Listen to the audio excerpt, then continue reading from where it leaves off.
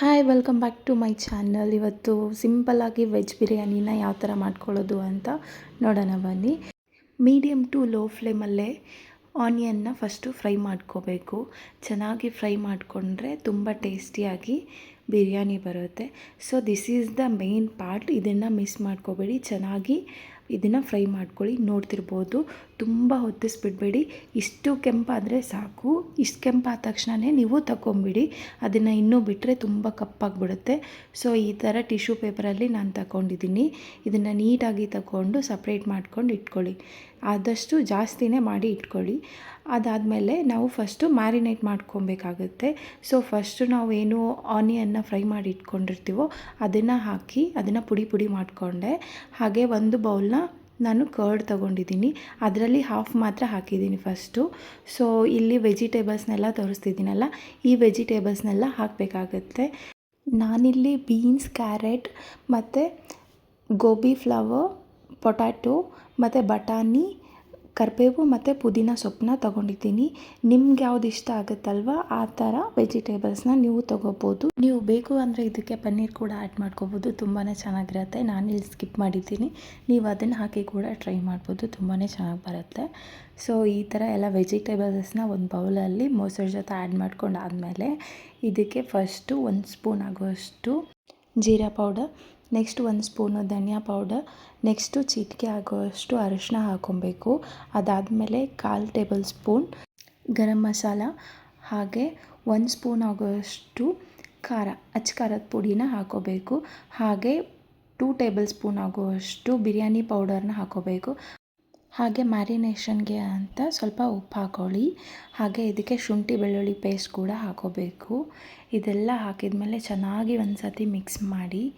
ಇದು ಫಸ್ಟು ಮೊಸರು ಆಗುತ್ತಾ ಇಲ್ವಾ ಅಂತ ಚೆಕ್ ಮಾಡ್ಕೊಳ್ಳಿ. ಇನ್ ಕೇಸ್ ಮೊಸರು ಏನಾದರೂ ಕಡಿಮೆ ಆಗುತ್ತೆ ಅನಿಸಿದರೆ ಇನ್ನೊಂದು ಮೊಸರನ್ನ ಆ್ಯಡ್ ಮಾಡ್ಕೊಳ್ಳಿ.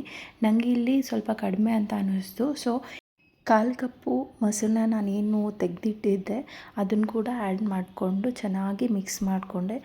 ಚೆನ್ನಾಗಿ ಸ್ಪೂನಲ್ಲಿ ಒಂದು ಸತಿ ಮಿಕ್ಸ್ ಮಾಡ್ಕೊಳ್ಳಿ. ಅದಾದಮೇಲೆ ಕೈಯಲ್ಲಿ ಚೆನ್ನಾಗಿ ಇನ್ನೊಂದು ಸತಿ ನೀವೇ ಮಿಕ್ಸ್ ಮಾಡಿ. ನಾನು ಕೈಯಲ್ಲಿ ಯಾವ ಥರ ಚೆನ್ನಾಗಿ ಮಿಕ್ಸ್ ಮಾಡ್ತಿದ್ದೀನೋ ಅದೇ ಥರ ಸ್ಪೂನಲ್ಲಿ ಎಷ್ಟೇ ಮಿಕ್ಸ್ ಮಾಡಿದ್ರೂ ಕೈಯಲ್ಲಿ ಮಿಕ್ಸ್ ಮಾಡೋ ಥರ ಅಂತ ಅನಿಸೋದೇ ಇಲ್ಲ. ಸೊ ಚೆನ್ನಾಗಿ ಕೈಯಲ್ಲಿ ಒಂದು ಸತಿ ಮಿಕ್ಸ್ ಮಾಡಿ. ಅದಾದಮೇಲೆ ಲಾಸ್ಟಲ್ಲಿ ಇನ್ನೊಂದು ಸ್ವಲ್ಪ ಫ್ರೈಡ್ ಆನಿಯನ್ಸ್ನ ಹಾಕಿ ಚೆನ್ನಾಗಿ ಮ್ಯಾರಿನೇಟ್ ಮಾಡೋಕ್ಕೆ ಅಂತ ಫ್ರಿಜ್ಜಲ್ಲಿ ಇಡಿ. ನೆಕ್ಸ್ಟು ರೈಸ್ ಮಾಡ್ಕೊಳ್ಳೋಣ ಬನ್ನಿ. ಒಂದು ಪಾತ್ರೆಯಲ್ಲಿ ನೀರು ತೊಗೊಂಡಿದ್ದೀನಿ. ಅದಕ್ಕೆ ಮೆಣಸು ಮತ್ತು ಲವಂಗ, ಹೂಮೊಗ್ಗು, ಚಕ್ಕೆ, 1/4 ಟೇಬಲ್ ಸ್ಪೂನ್ ಆಗುವಷ್ಟು ಜೀರಿಗೆನೂ ಹಾಕ್ಕೋಬೇಕು. ಹಾಗೆ ಅದಕ್ಕೆ ಪಲಾವ್ ಎಲೆ ಕೂಡ ಆ್ಯಡ್ ಮಾಡ್ಕೋಬೇಕು. ಉಪ್ಪು, ನೆಕ್ಸ್ಟು ಒಂದು 1/4 ಆಗುವಷ್ಟು ನಿಂಬೆಹಣ್ಣು ಮತ್ತು ಕೊತ್ತಂಬರಿನ ಹಾಕಿ ಇದು ಚೆನ್ನಾಗಿ ಕುದಿ ಬಂದಾದಮೇಲೆ 1 ಕಪ್ಪು ನಾರ್ಮಲ್ ರೈಸ್, 1 ಕಪ್ಪು ಬಾಸ್ಮತಿ ರೈಸ್ನ ತೊಳ್ಕೊಂಡು ಆ್ಯಡ್ ಮಾಡ್ಕೊಂಡಿದ್ದೀನಿ. ನೆಕ್ಸ್ಟು ಬಿರಿಯಾನಿ ಮಾಡ್ಕೊಳ್ಳೋಕ್ಕೆ ರೆಡಿ ಮಾಡ್ಕೊಳ್ಳೋಣ ಬನ್ನಿ. ಫಸ್ಟು ಆಯಿಲ್ ಹಾಕಿ ಅದಾದಮೇಲೆ 1 ಟೇಬಲ್ ಸ್ಪೂನ್ ತುಪ್ಪನೂ ಆ್ಯಡ್ ಮಾಡಿಕೊಂಡು ಇದಕ್ಕೆ ಕಸೂರಿ ಮೇಥಿನ ಹಾಕಬೇಕು. ತುಂಬಾ ಚೆನ್ನಾಗಿ ಬರುತ್ತೆ ಟೇಸ್ಟು. ಹಾಗೆ ಇದಕ್ಕೆ ಚೂರು ಆನಿಯನ್ ಹಾಕ್ಕೊಂಡು, ಮುಂಚೆನೇ ಆನಿಯನ್ನ ಆ್ಯಡ್ ಮಾಡಿರ್ತೀವಿ. ಸೊ ಇನ್ನೊಂದು ಚೂರು ಆ್ಯಡ್ ಮಾಡಿಕೊಂಡು ಇದಕ್ಕೆ ಉದ್ದಕ್ಕೆ ಸಿಳ್ಕೊಂಡಿರೋ 2 ಮೆಣಸಿನ್ಕಾಯನ್ನು ಆ್ಯಡ್ ಮಾಡ್ಕೊಂಡಿದ್ದೀನಿ. ಇದು ತುಂಬಾ ಚೆನ್ನಾಗಿ ಬರುತ್ತೆ ಈ ಥರ ಮಾಡಿಕೊಂಡ್ರೆ. ಹಾಗೆ ಏನು ಮ್ಯಾರಿನೇಟ್ ಮಾಡಿರ್ತೀವಲ್ವ ಇದನ್ನು ಕೂಡ ಆ್ಯಡ್ ಮಾಡ್ಕೋಬೇಕು. ನಾನು 1 ಗಂಟೆ ಆಗುವಷ್ಟು ಮ್ಯಾರಿನೇಟ್ ಮಾಡಿದ್ದೆ ಫ್ರಿಜ್ಜಲ್ಲಿ. ಸೊ ನೀವು ಎಷ್ಟು ಮ್ಯಾರಿನೇಷನ್ನ ಮಾಡ್ತೀರೋ ಅಷ್ಟು ಚೆನ್ನಾಗಿ ಟೇಸ್ಟ್ ಬರುತ್ತೆ. ಸೊ ಟೈಮ್ ಕೊಟ್ಟು ಚೆನ್ನಾಗಿ ಮ್ಯಾರಿನೇಟ್ ಮಾಡ್ಕೊಳ್ಳಿ. ಇದನ್ನು ಕೂಡ ಚೆನ್ನಾಗಿ ಕಲಿಸ್ಕೋಬೇಕು. ಇದು ಎಷ್ಟು ಚೆನ್ನಾಗಿ ಬೇಯುತ್ತೋ ಅಷ್ಟು ಚೆನ್ನಾಗಿ ಬಿರಿಯಾನಿ ಬರುತ್ತೆ. ಸೊ ಇನ್ನೂ ಯಾರೆಲ್ಲ ನನ್ನ ಚಾನಲ್ನ ಸಬ್ಸ್ಕ್ರೈಬ್ ಮಾಡದೆ ನೋಡ್ತಾ ಇದ್ದೀರಾ, ಪ್ಲೀಸ್ ಸಬ್ಸ್ಕ್ರೈಬ್ ಮಾಡ್ಕೊಳ್ಳಿ.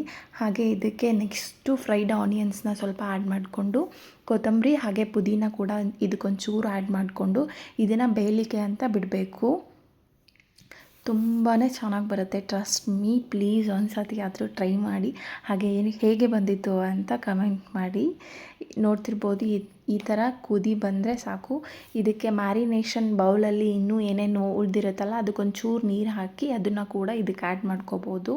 ಆ್ಯಡ್ ಮಾಡಿಕೊಂಡು ಇದನ್ನು ಚೆನ್ನಾಗಿ ಕಲಿಸ್ಕೊಳ್ಳಿ. ಇದನ್ನು ಮತ್ತೆ ಕುದಿಯೋಕ್ಕೆ ಅಂತ ಬಿಡಬೇಕು. ಇದೆಷ್ಟು ಕುದಿಯುತ್ತೋ ಎಷ್ಟು ಚೆನ್ನಾಗಿ ಬೇಯುತ್ತೋ ಅಷ್ಟು ಚೆನ್ನಾಗಿ ಬಿರಿಯಾನಿ ಬರುತ್ತೆ. ಮತ್ತೆ ಪದೇ ಪದೇ ಹೇಳ್ತಾ ಇದ್ದೀನಿ, ಸೊ ಡೋಂಟ್ ಸ್ಕಿಪ್ ದಿಸ್. ಮತ್ತು ಇದನ್ನು ಕ್ಲೋಸ್ ಮಾಡಿ ನಾನು ಬೇಯಕ್ಕೆ ಅಂತ ಬಿಟ್ಟೆ.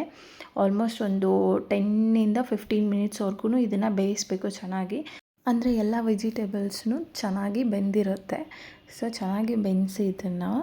ಸೊ ನೆಕ್ಸ್ಟ್ ನಾವು ಏನು ರೈಸ್ ಮಾಡ್ಕೊಂಡಿರ್ತೀವಲ್ಲ, ಅದು 70% ರೈಸ್ ಆದರೆ ಸಾಕು. ತುಂಬ ನಾವು ನಾರ್ಮಲಾಗಿ ಊಟಕ್ಕೆ ಅಂತ ಯಾವ ಥರ ರೈಸ್ ಮಾಡ್ಕೊತೀವೋ ಅಷ್ಟು ಏನು ಬೆನ್ಯೋದು ಬೇಕಾಗಿಲ್ಲ. ಇಷ್ಟು ಒಂದು 70% ಆದರೆ ಸಾಕು. ನೆಕ್ಸ್ಟ್ ಇನ್ನೊಂದು 25% ಅದು ಸ್ಟೀಮಲ್ಲೇ ಆಗುತ್ತೆ. ಸೊ ನೋಡ್ತಿರ್ಬೋದು, ನಾನು ರೈಸ್ನ ಈ ಥರ ಜರಡೀಲಿ ಎಲ್ಲ ನೀರನ್ನ ತಕ್ಕೊಂಡು ಈ ಥರ ಸ್ಪ್ರೆಡ್ ಮಾಡ್ಕೊತಾ ಇದ್ದೀನಿ. ಅದೇನು ಮ್ಯಾರಿನೇಷನ್ಗೆ ಅಂತ ಹಾಕಿರ್ತೀವೋ ಅದ್ರ ಮೇಲೆ ಒಂದು ಲೇಯರ್ ಆಗೋ ಥರ. ನಾನಿಲ್ಲಿ ಲೇಯರ್ ಬೈ ಲೇಯರ್ ಮಾಡಿಲ್ಲ, ಒಂದೇ ಲೇಯರ್ ಆಗೋಷ್ಟು ಮಾಡಿದ್ದೀನಿ. ಅದ್ರ ಮೇಲೆ ಪುದೀನ ಕೊತ್ತಂಬರಿ ಹಾಕಿ, ಅದ್ರ ಮೇಲೆ ಮತ್ತು ನಾವು ಫ್ರೈಡ್ ಆನಿಯನ್ಸ್ನ ಏನು ಹಾಕ್ಕೊಂಡಿರ್ತೀವೋ ಅದೇ ಥರ ನೆಕ್ಸ್ಟ್ ಇನ್ನೂ ಒಂದು ಸತಿ ಹಾಕ್ಕೊಬೇಕು. ಎಷ್ಟು ಫ್ರೈಡ್ ಆನಿಯನ್ಸ್ನ ಯೂಸ್ ಮಾಡ್ತೀವೋ ಅಷ್ಟು ಚೆನ್ನಾಗಿ ಬಿರಿಯಾನಿ ಬರುತ್ತೆ. ಅದರದ್ದೇ ಒಂದು ಏನು ಹೇಳಬೇಕು, ಅದರದ್ದೇ ಟೇಸ್ಟೇ ಬಿರಿಯಾನಿಗೆ ಎಕ್ಸ್ಟ್ರಾ ಫ್ಲೇವರು. ಸೊ ನೆಕ್ಸ್ಟು ನಾನಿಲ್ಲಿ ಒಂದು ಚಿಟಿಕೆ ಅರಿಶಿಣಕ್ಕೆ ಒಂಚೂರು ನೀರು ಆ್ಯಡ್ ಮಾಡಿಕೊಂಡು ಈ ಥರ ಆ್ಯಡ್ ಮಾಡ್ಕೊಂಡಿದ್ದೀನಿ. ನೀವು ಬೇಕಂದರೆ ಕೇಸರಿ ನೀರನ್ನ ಕೂಡ ಆ್ಯಡ್ ಮಾಡ್ಕೋಬೋದು, ನೋ ಪ್ರಾಬ್ಲಮ್. ನೆಕ್ಸ್ಟು 1 ಸ್ಪೂನ್ ಆಗುವಷ್ಟು ತುಪ್ಪನ ಆ್ಯಡ್ ಮಾಡ್ಕೊಳ್ಳಿ. ಇದಾದಮೇಲೆ ನಾನು ಒಂದು ತವೆನ ಇಟ್ಕೊಂಡಿದ್ದೀನಿ ಕೆಳಗಡೆ. ತವೆನ ಇಟ್ಕೊಂಡು ಅದ್ರ ಮೇಲೆ ಬಿರಿಯಾನಿನ ಇಟ್ಟು ಅದಕ್ಕೆ ನೀಟಾಗಿ ಕವರ್ ಮಾಡ್ಕೊಂಡಿದ್ದೀನಿ, ಯಾವುದೇ ಥರ ಹಬೆ ಆಚೆ ಹೋಗಬಾರ್ದು ಅಂತ. ಸೊ ನೋಡ್ತಿರ್ಬೋದು, ಅದಕ್ಕೆ ತುಂಬ ಫ್ಲೇಮ್ ಕೂಡ ಬರಬಾರ್ದು. ಫ್ಲೇಮ್ ಬಂದುಬಿಟ್ರೆ ಬೇಗ ಕೆಳ ಸೀದು ಹೋಗುತ್ತೆ. ಸೊ ಆ ಥರ ಆಗದೇ ಇರೋ ಥರ ನೀಟಾಗಿ ಕೆಳಗಡೆ ಒಂದು ತವೆ ಇಟ್ಕೊಂಡು ಸಿಮ್ಮಲ್ಲೇ ಇಟ್ಕೊಳ್ಳಿ. ಮೇಲೆ ಒಂದು ಪಾತ್ರೆನ ಇಟ್ಟು ಮೇಲೆ ಒಂದು ಭಾರ ಆಗಿರೋ ಥರ ಏನಾದರೂ ಇಟ್ಕೊಳ್ಳಿ. ಸೊ ದಟ್ ಎಲ್ಲೂ ಹವೆ ಆಚೆ ಹೋಗೋಕ್ಕಾಗಲ್ಲ. ಸೊ ದಟ್ ದಮ್ ಅನ್ನೋದು ನೀಟಾಗಿ ಇರುತ್ತೆ. ಸೊ ನೋಡ್ತಿರ್ಬೋದು ಎಷ್ಟು ಚೆನ್ನಾಗಿ ಬಿರಿಯಾನಿ ಬಂದಿದೆ ಅಂತ. ನೀವು ಕೂಡ ಮಾಡ್ಕೊಳ್ಳಿ ಒಂದು ಸತಿನಾದರೂ. ಹಾಗೆ ನೀವು ಮಾಡಿದಾಗ ಹೇಗಾಗಿತ್ತು ಅನ್ನೋದನ್ನು ಕಮೆಂಟ್ ಮಾಡೋದನ್ನು ಮಾತ್ರ ಮರಿಬೇಡಿ. ನೋಡ್ತಿರ್ಬೋದು ಎಷ್ಟು ಚೆನ್ನಾಗಿ ಬಂದಿದೆ ಉದ್ರಾಗಿ ಅಂತ.